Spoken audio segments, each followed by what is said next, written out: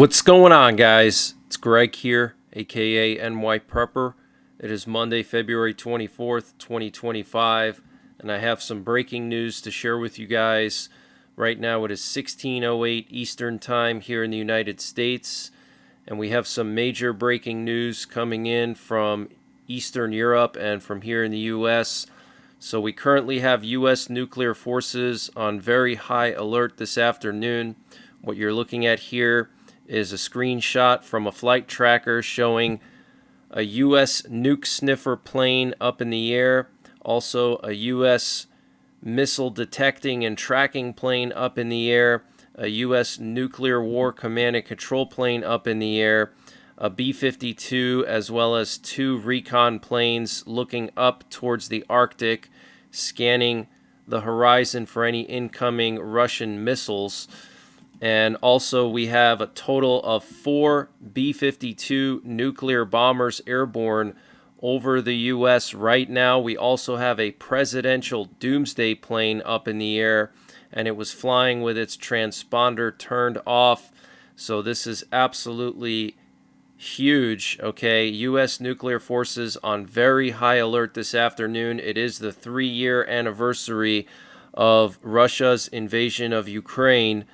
And the French President Emmanuel Macron was meeting with Trump just about an hour ago, and they held a joint press conference. So I want to update you on that. So Trump said that the meeting with Macron was another step forward towards ending the war. He said our focus is on achieving a ceasefire as soon as possible and ultimately permanent peace. And Macron apparently agreed that this is the right time to talk about peace and maybe the only time to end the war in Ukraine. So based on what Trump is saying, Trump isn't really interested in permanent peace initially. He just wants an immediate ceasefire to, as he calls it, stop the killing, because he said our focus is on achieving a ceasefire as soon as possible and ultimately permanent peace, okay? So Trump is more interested in getting a quick ceasefire deal done, which Russia and Ukraine are actually not interested in. And Trump said he did not see a problem with sending European troops as peacemakers in Ukraine, and confirms he will meet with Putin and Zelensky soon. He also said NATO is a good thing if done properly. And he said that ensuring Ukraine's security after the war will be the responsibility of European countries. Okay, so he wants Europe to deal with the peacekeeping process and the security of it. He doesn't want America involved in Ukraine in any way at all. And then he said, this or next week, I will meet with the president of Ukraine regarding signing the agreement on minerals. So he's claiming that they're going to sign this deal this week or next week. And Trump also said the conflict in Ukraine could escalate into World War III, and that the U.S. intends to prevent this from happening. So we'll have to see what happens, but I don't think there's going to be any ceasefire, and I don't think there's going to be any peace deal. Potentially there may be some kind of a minerals agreement with Ukraine, but we'll see if that happens. That may not happen either. It's looking more and more likely that Trump is going to sign a minerals deal with Putin now.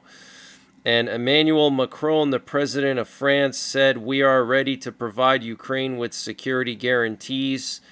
The Europeans are ready to go so far as to send troops to Ukraine to check whether peace is being maintained, Macron said during his meeting with Trump.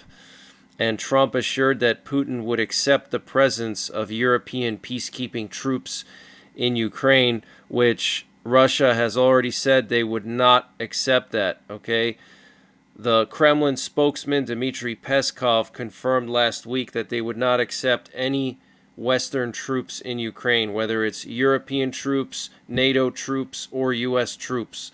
And Trump said that Russia has many goods that the U.S. is interested in, including rare earth minerals. And apparently Putin held a meeting today on rare earth metals. And Putin said Trump is not acting on emotion, but on a rational approach to the current situation. Putin said Trump's position is not in Russia's interests. It is in Ukraine's interests, okay? So that just confirms everything that I've said and multiple experts have said, that peace in Ukraine is not in Russia's interests, okay, because Russia is winning the war. A ceasefire is not necessarily going to help Russia because Russia is expanding their territory into Ukraine. And so Putin is just flat out saying Trump's position is not in Russia's interests, it's in Ukraine's interests. And Putin also said that Trump wants to improve the political situation in Ukraine to create conditions for the survival of Ukraine. And he's talking about having elections. And Putin said Russia is preparing to supply 2 million tons of aluminum to the U.S. market to help stabilize prices. We'll see if Trump accepts that. And Putin says Russia possesses significantly more rare earth metals than Ukraine, and stated that Russia is open to joint cooperation with the U.S. on rare earth metals. Wow. So Putin offering to Trump a metals deal, rare earth metals deal. Putin said Zelensky would have zero chance of winning re-election if elections were held today, unless there was gross manipulation. And Putin said that Russia is not against preserving Ukraine's statehood so long as its territory is not used to threaten Russia. Putin said, I don't see anything wrong with European participation in the negotiations on Ukraine, but Europe itself has refused contact with us. Putin said he did not discuss in details yet ways to end the Ukraine war with Trump, okay? So very interesting. And the Russian foreign minister and the deputy foreign minister poured very cold water on the ceasefire and peace deal in Ukraine. While he was in Turkey, Lavrov, the Russian foreign minister, said Russia is ready for talks with Ukraine and Europe and any willing party, but combat will cease only when a settlement acceptable to Moscow is reached. Okay, so it'll stop only when a settlement acceptable to Moscow is reached. The option of immediate pacification, pausing military actions along the line of contact, and thinking through further steps will not suit Russia, the minister stressed, okay? So Russia is categorically against any kind of immediate ceasefire because they know that that would allow Ukraine to rest and recuperate, and they don't want to do that. They want to keep the pressure on Ukraine and on the Ukrainian military. So a ceasefire without any kind of other peace deal would not be acceptable to Russia, okay? And the deal has to be acceptable to Russia for any combat to stop. So you see what Russia's doing here? They're basically doubling down. They're not meeting in the middle. There's no compromise here. It's basically our way or no way. We'll see what happens, but I don't think there's going to be any ceasefire or peace deal.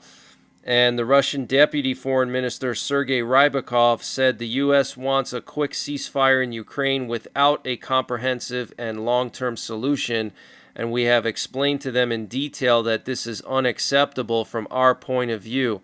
Okay, so Russia is against this ceasefire deal, you know, because like I said, they want to keep Ukraine on their toes or on their heels and constantly having to fight and constantly having to defend and constantly being bombarded by missiles, their cities, civilian targets, energy targets.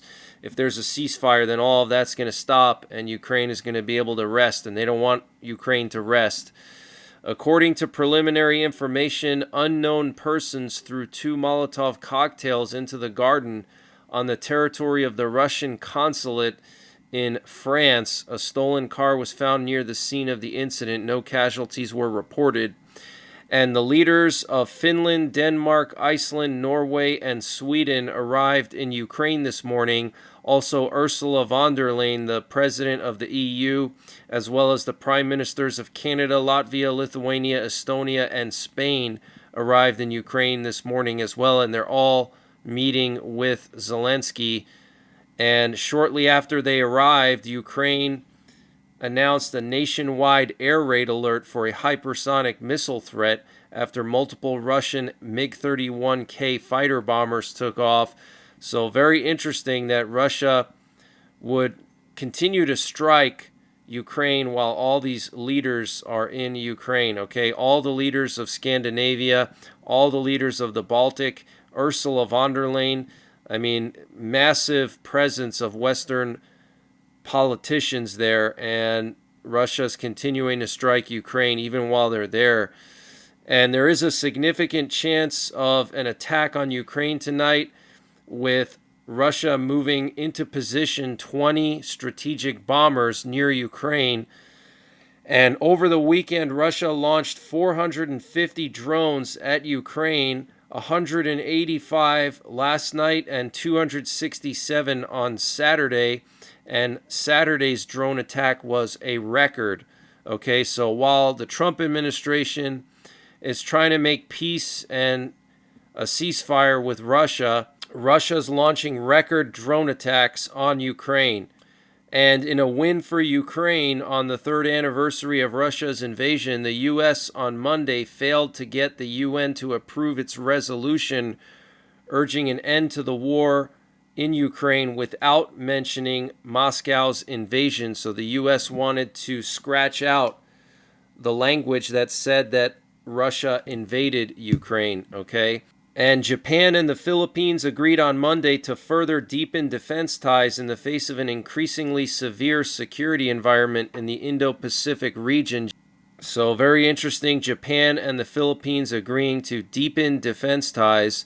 And Zelensky said he would be open to step down as president of Ukraine in exchange for NATO membership guarantees. And Zelensky refuted Trump's claim that the U.S. gave Ukraine $500 billion. He said that so far the U.S. only gave Ukraine $100 billion, and Europe and other partners gave $100 billion, and Ukraine itself spent $120 billion. And Ukrainian intelligence officials stated that the U.S. shut off Russian forces' access to gray Starlink satellites a week and a half ago on the front lines in Ukraine. So, you know, a lot of people have been bashing the Trump administration, saying that they're pulling out of NATO, they're abandoning Ukraine, but Ukrainian intelligence is confirming that the U.S. did shut off Russian forces' access to gray Starlink satellites on the front lines in Ukraine. And the G7 group of leading industrialized nations held a virtual summit Monday to discuss ways of bringing an end to the war in Ukraine. And Ukraine hit a major oil refinery again yesterday. The Ryazan oil refinery is now on fire over 500 kilometers from Ukraine. The refining capacity is 340,000 barrels of oil per day. And today the EU announced that they were going to disconnect 13 Russian banks from the SWIFT payment system. And the EU has also banned 8 Russian media companies from broadcasting in Europe.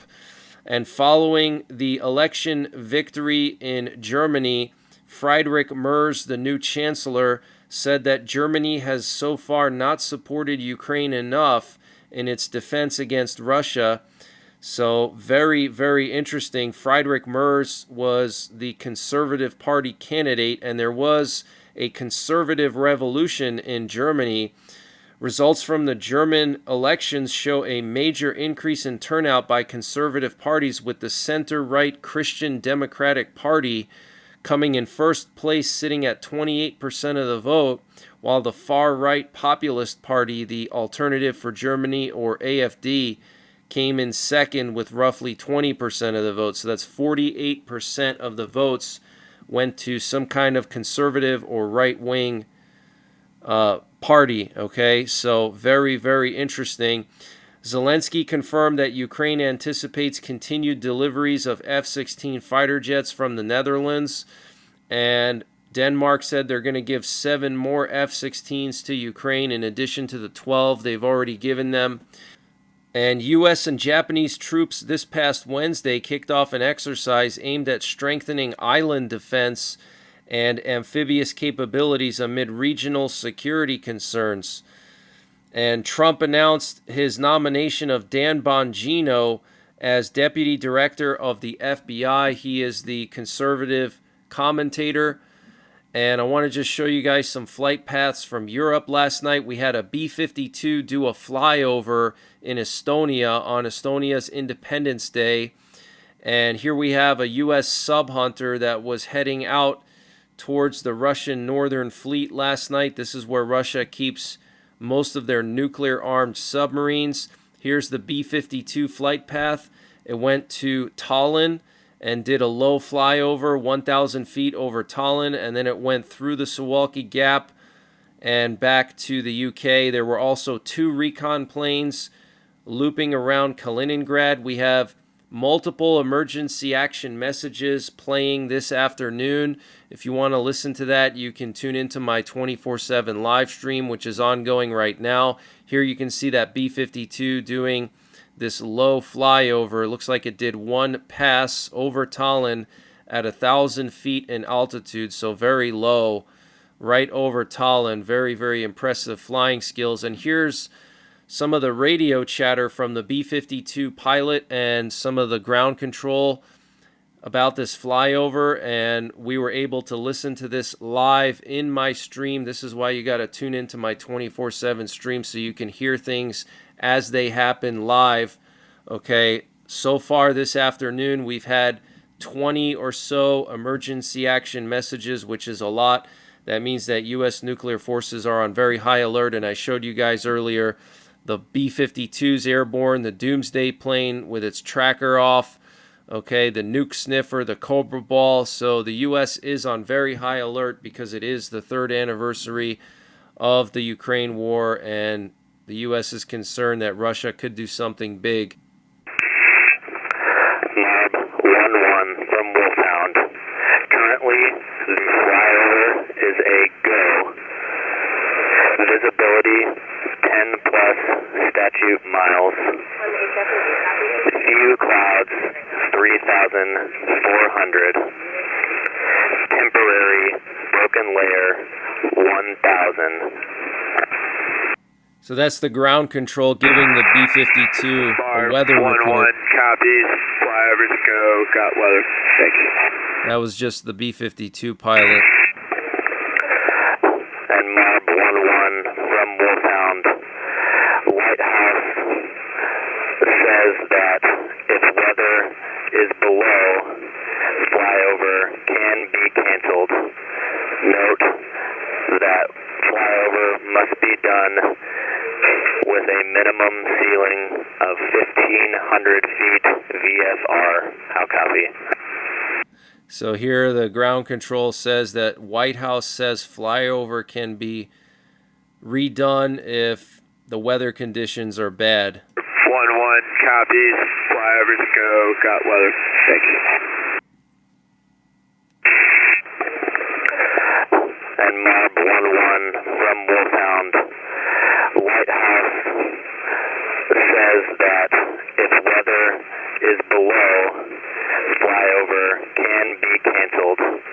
Note that flyover must be done with a minimum ceiling of 1,500 feet VFR.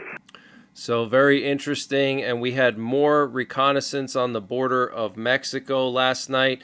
Here you can see a U.S. P-8 Poseidon sub-hunter being used to patrol the border of Texas and Mexico. And then we had 2 Customs and Border Protection planes patrolling the coast of Baja California here.